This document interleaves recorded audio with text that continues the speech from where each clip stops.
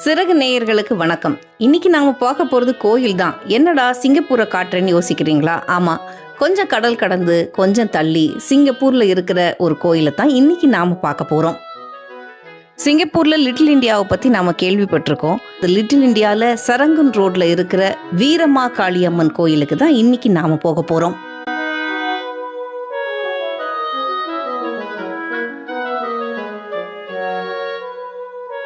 சரி, போலாமா?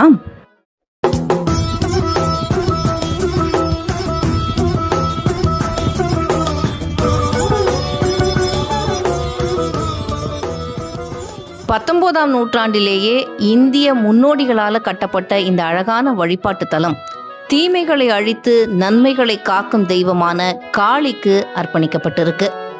அம்பாளுடைய பல வடிவங்களான சமயபுரம் மாரியம்மன், சரஸ்வதி, லக்ஷ்மின்னு ஏகப்பட்ட சிலைகளை அப்படியே தத்ரூபமாக வடித்து இங்கே வச்சிருக்கிறது இந்த கோயிலுடைய ஒரு தனிச்சிறப்பு. ஒரு வெளிநாட்டுக்கு நாம் போயிருக்கும்போது ஒரு கோயிலோட இந்த மாதிரி ஒரு கம்பீரமான கோபுரத்தையும் அதோடைய பிரம்மாண்டமான நுழைவாயிலையும் அந்த ஊரில் வச்சு பார்க்கும்போது நமக்கு ஏற்படுற உணர்வே ஒரு அலாதியானது. 1835 தோற்றுவிக்கப்பட்ட இந்த கோயில் ஒரு வளமான வரலாற்றை தன்னகத்தில் கொண்டிருக்கு. 2ஆம் உலகப் போரின் போது நடந்த வான்வழி தாக்குதல்களில் இங்கே ஒளிஞ்சிருந்த அகதிகள் குறிப்பிடத்தக்க வகையில் காயமின்றி உயிர் தப்பினாங்கன்னு சொல்கிறாங்க. இப்போ ஸ்ரீ வீரமா காளியம்மன் கோவில்னு அழைக்கப்படுற இந்த கோவில் முன்னாடி சூனம்பு கம்பம் கோவில் அப்படின்னு அறியப்பட்டதா சொல்கிறாங்க.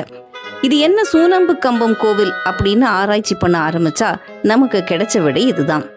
தொடக்க காலத்துல சிற்பங்களாலும் கல்வெட்டுகளாலும் அலங்கரிக்கப்பட்ட ஒரு சின்ன சன்னதியில இந்த வழிபாடு தொடங்கி இருக்கு.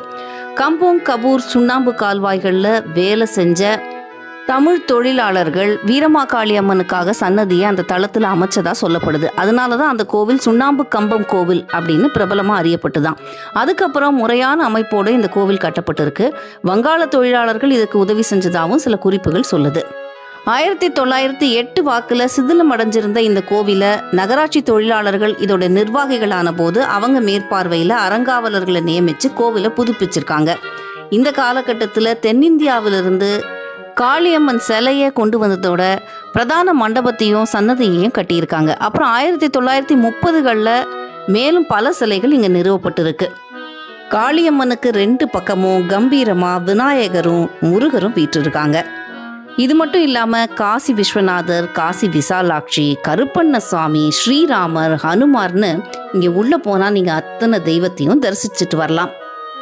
வாழ்க்கையில் மனக்குழப்பங்கள் அதிகமாக இருக்கும்போது நாம் போக நேரிடுற கோயில் நம்ம மனசுக்கு ரொம்ப நெருக்கமாயிடும். அப்படி நான் சிங்கப்பூருக்கு போயிருந்தப்போ இந்த கோயிலுக்கு போயிருந்தேன். இந்த அம்பாள் கிட்ட நான் முறையிட்ட விஷயத்த அப்படியே அழகாக எனக்கு முடிச்சு கொடுத்தாங்க. பல நேரங்களில் நமக்கு என்ன பிரச்சனைனே நமக்கு சொல்ல தெரியாது. ஆனால் இந்த அம்மன் முன்னாடி போய் நின்னா அப்படி ஒரு தெளிவு கிடைக்கும் இல்லையா? அப்படி ஒரு சக்தி இந்த கோவிலுக்கு இருக்குது.